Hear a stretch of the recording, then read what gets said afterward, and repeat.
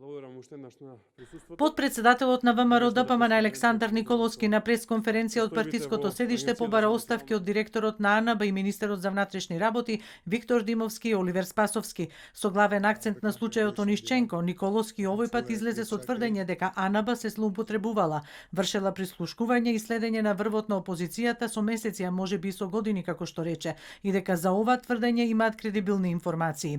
Сепак најдобар доказ, според Николовски, биле пропустите во низа и неимплементацијата на законот за АНБ во делот на внатрешната контрола и департизацијата преку тестирање на полиграф на вработените во службата. Никакви службенци на службеници не може да ја трнат вината од Спасовски и Димовски. Покрај тоа што Онишченко е на црната листа на САД, тој е лице по кој има потерница од страна на Украина, имено на веб сајтот на Министерството за внатрешни работи на Украина стои името и поатоците токму на ова лице. Овие податоци морало да бидат проверени од АНБ и Министерството за внатрешни работи.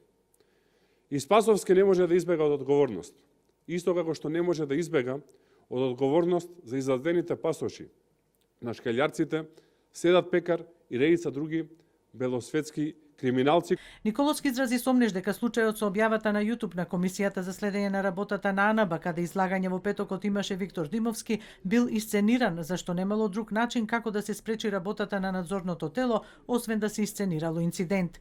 Случајот Онишченко преку реферирање на директорот на АНБ Димовски денеска е на затворена седница на владата, потврди премиерот Ковачевски, кој рече не може да каже дали за овој случај разговарал и со помошникот генерален секретар на НАТО за безбедност.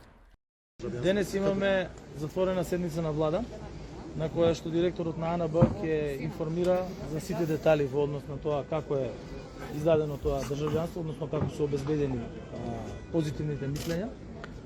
Понатаму тоа не можам да коментирам со оглед на тоа дека од затворени седници на влада не може да се даваат информации, бидејќи тоа е тешко казнено кривично дело.